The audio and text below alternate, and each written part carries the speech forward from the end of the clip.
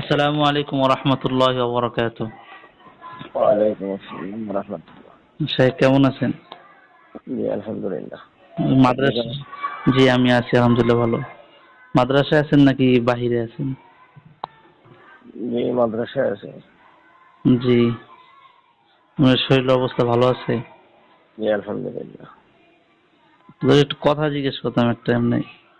জি বলেন। হুজুর মনোনয়ন কি পাইছেন হুজুর? জি মনোনয়ন কি পাইছেন? জি না।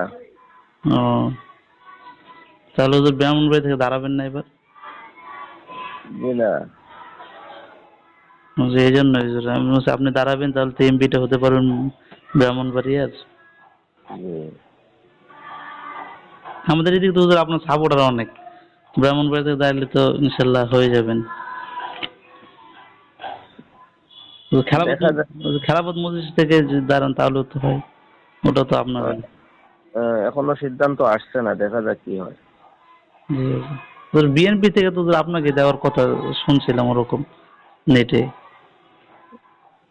ও, না, এখানে একটু সমস্যা হচ্ছে, দেখা যাক কি হয়। রুমিন ফারানা মনে হয় ঝামেলা করে। জি জি জি জি। জি এরকম মনে হয় ও তো পুরাতন লোক। জি হুজুর দোয়া চাই। সালাম আলাইকুম। আচ্ছা। ওয়ালাইকুম।